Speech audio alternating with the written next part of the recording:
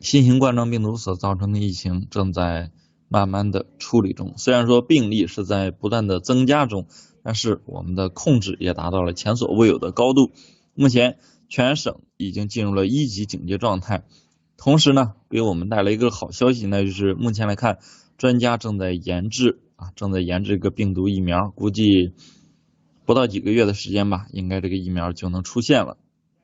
那么实际上呢，在新型冠状病毒之前我们的地球曾经出现过很多致命性的病毒。今天呢，我们来了解的是当今的病毒之王埃博拉病毒。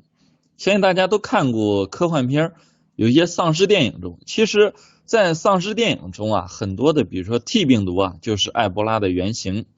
但是现实中的埃博拉和 T 病毒不一样，因为 T 病毒会制造丧尸，而现实中的埃博拉呢不会制造丧尸，但是呢它会使人死亡，并且致死率非常高的。下面呢，我们通过个简单的故事来看一下埃博拉病毒是如何通过从动物到人，然后到人传人，然后我们再看如何预防这样的病毒。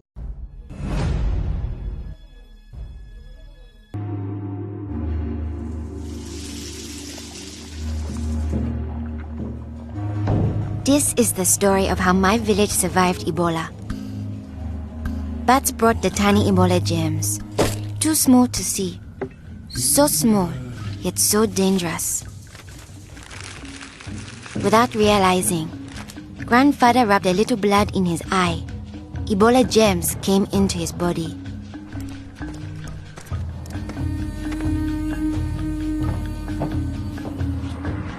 Days went by.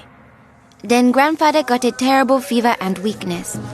We thought it was malaria, but he was soon much worse. He had vomiting and diarrhea. His fever got even higher. I ran to get the nurse. But Grandfather had already died. I was heartbroken. The nurse thought it might be Ebola, a disease caught from bush meat, but which spreads from person to person.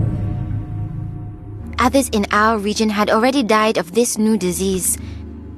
Unless we understood the disease and followed their rules, it could spread further and kill many more people. She explained that Ebola was in the body fluids of someone who was sick or had died of Ebola. Their sweat, tears, mucus, saliva, vomit, diarrhea, urine, breast milk, sexual fluids, and blood.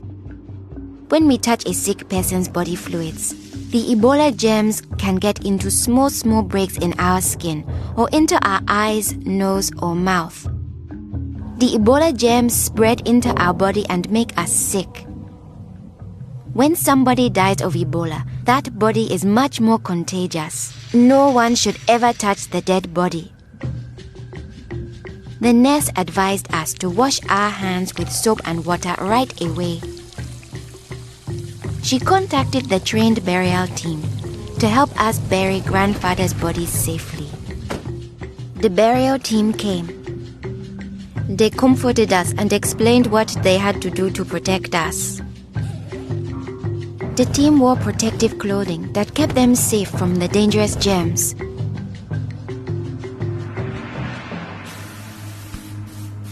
They sprayed Grandfather's room and his body with chlorine to destroy the Ebola germs. They put his body safely away in a bag. To prevent the spread of Ebola, no one could touch the body of anyone who had died with signs of the disease. They also burned his mattress, bedding, and clothes, anything that might have his germs. All these actions made us safer. It was too great a risk to follow all our traditions, but we still honored Grandfather in the time of Ebola. Our chief gathered all the villagers together after Grandfather's death. He explained that it's natural for us to fear Ebola, but if we trust in our health workers and follow their rules, we could stop the disease.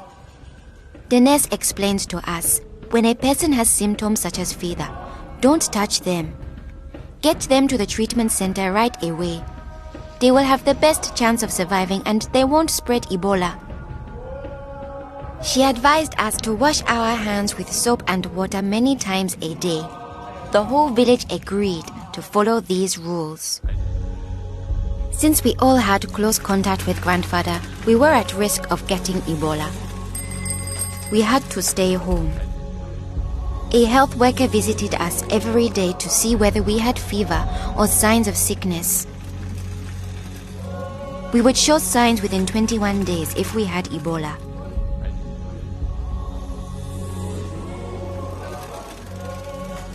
Many days passed, and I thought we would all stay healthy. But one morning, I found my mother burning with fever. I knew I couldn't touch her. She was now contagious. My father came in. He told me he was taking my mother away to our uncle's house in the nearby village. He was afraid to take her to the treatment center, afraid he'd never see her again.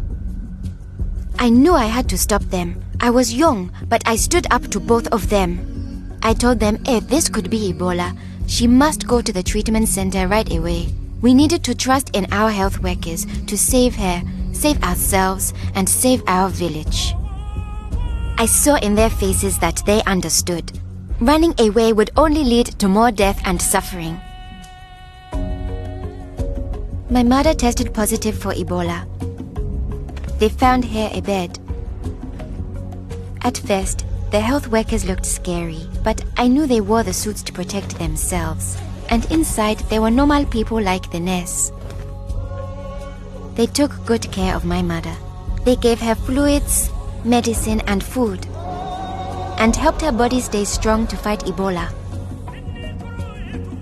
I missed my mother very much, but I could still talk to her on the phone. Sadly, some people in my village didn't survive, but my mother got better day by day. Soon, we were able to see her from a safe distance. One day, the nurse announced that my mother would live. Now we were safe to hug and kiss her. It was a day to celebrate. Our village followed their rules. We trusted our health workers, brought us sick for care right away, called for the safe burial team when one of our people died, and we always washed our hands with soap and water.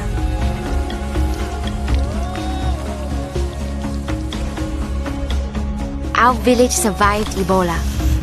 Yours can too.